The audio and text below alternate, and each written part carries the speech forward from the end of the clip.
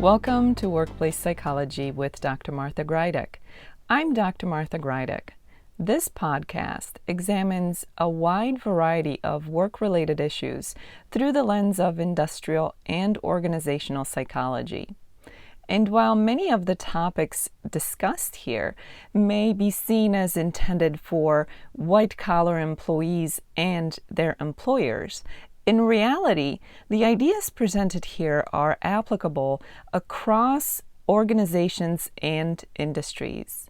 Additionally, many of the topics discussed here may be applicable outside of the workplace. I encourage you to examine what's presented here, apply what makes sense to you, and simply discard the rest. Unfortunately, incivility at the workplace is a sad reality. It can be unpleasant, it can be destructive, and it can be costly. What is workplace incivility?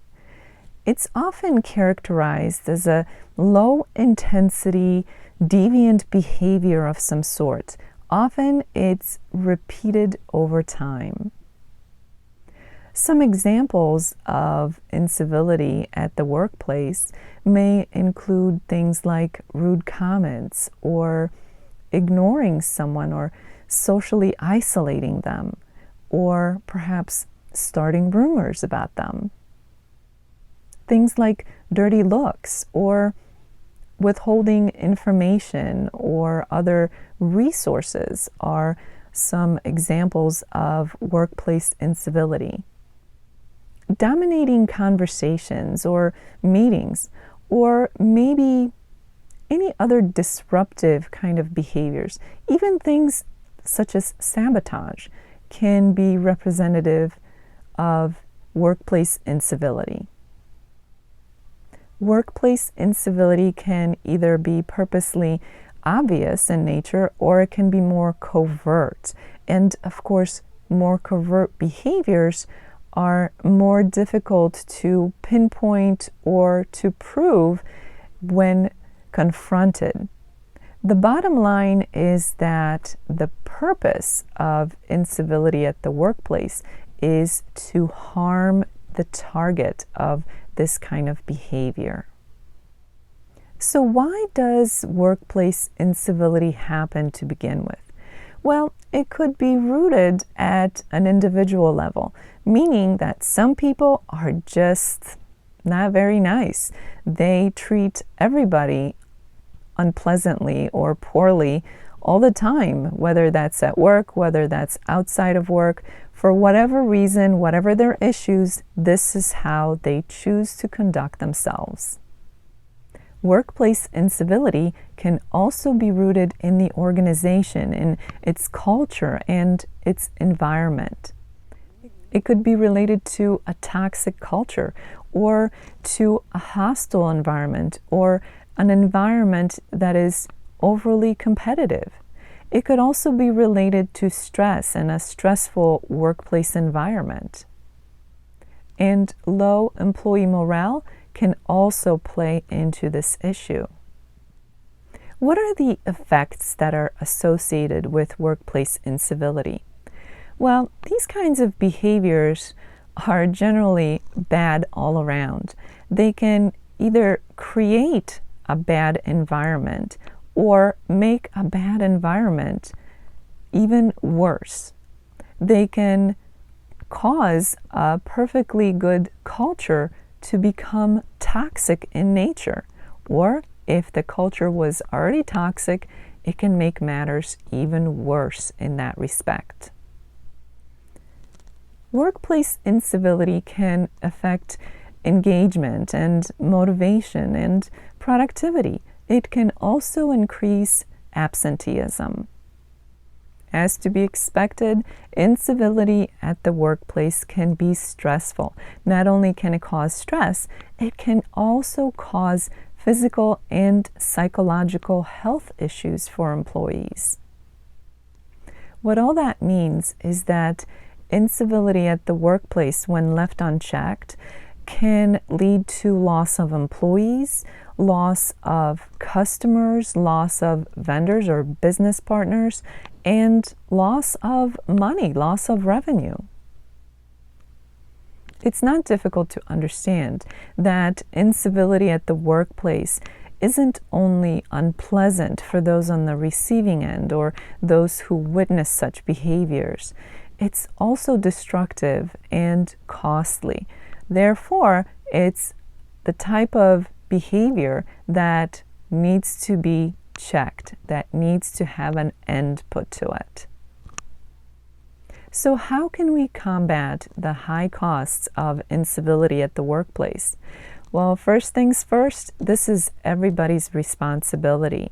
While we may think of the employer as the first one who needs to be aware of and address this issue, they are not alone in their responsibility.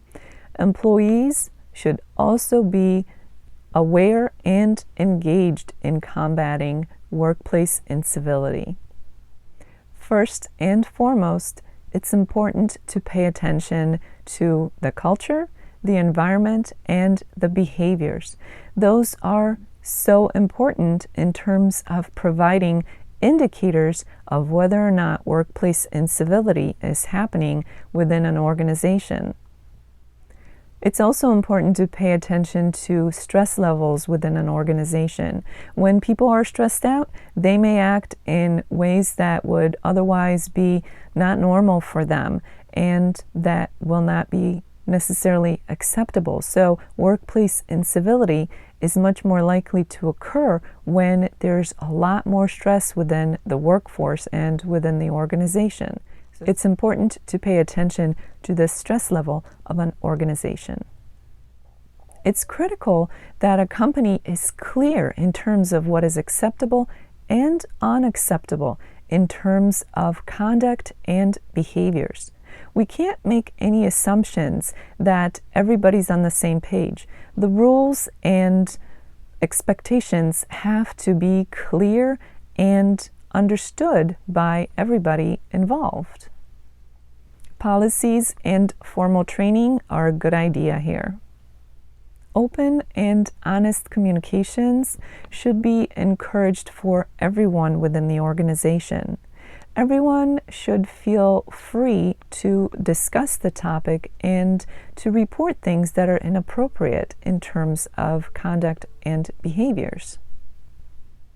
Modeling good behavior is key. We can't preach to others about conduct and behavior if we don't walk the walk, so to speak. It's also important to proactively encourage civility and kindness within the organization. Reward the kinds of conduct and behaviors that you want to see. In other words, create the type of environment that will promote and reward civility rather than incivility. Hold everyone accountable at all times. Don't make excuses or exceptions for bad behaviors or unacceptable conduct. It's also important to pay attention to what is going on in the world around us, meaning outside of the organization. What is happening in the world that is potentially stressing out the people within the organization? This is not to find excuses for workplace incivility, but rather to understand what is happening with the individuals of an organization in terms of how they may be affected by what is happening outside of an organization. The bottom line is being aware, paying attention, and being proactive. And again, while most of those things may seem like things for the organization or for the employer to do, everyone at the organization has some type of responsibility when it comes to workplace incivility. It starts with the individual and how he or she conducts himself or herself, and it also extends to the environment and what is happening in their environment and with their colleagues, other people in that environment. So paying attention and being proactive is key when it comes to successfully addressing workplace incivility and creating the kind of environment and the kind of organization that promotes civility and kindness and puts a stop to any kind of incivility at the workplace. As this episode comes to an end, let's review what was discussed. Workplace incivility is an unfortunate reality within many companies. It can be not only unpleasant and destructive, but also costly. Workplace incivility tends to be a low-intensity type of behavior. It tends to be disruptive, and sometimes it's more obvious than other times, but the end goal is to cause harm to its target. It can be rooted within an individual, or it can stem from the organization itself. The effects of incivility at the workplace can vary, but the bottom line is that they're all destructive and potentially costly in nature. And while combating workplace incivility may seem like a task strictly assigned to the employer, everybody shares in the responsibility of addressing this issue. Being aware and being proactive are key to a successful way of combating workplace incivility. As the week unfolds, I invite you to examine your own environment at work. What is the environment like? Are you witnessing any kind of workplace incivility? And perhaps even more importantly, examine your own behaviors and attitudes. Are you potentially part of the problem? Workplace incivility is something that is a reality for many organizations and many people. And while sometimes it's an occurrence that is frequent, perhaps even daily, other times it may be less frequent and therefore be unfortunately ignored and not addressed properly. So whether this is an issue within you or an issue within your environment that is related to others, it is well worth your time and energy in review and consideration. So I invite you to do that because it is absolutely critical to make sure that workplace incivility is stopped. There is absolutely no place for that, whether at the workplace or anywhere else for that matter. Thank you for joining me today. For those of you who are listening to this podcast in an audio-only version and would like to experience the video version of the podcast, or if you'd like to learn more about my work, I invite you to visit my YouTube channel at Stress Free with Dr. G. I included a link in the description below. You can see not only the video version of this podcast, but many other videos that focus on stress management. Thank you for joining me today, and I look forward to seeing you next time.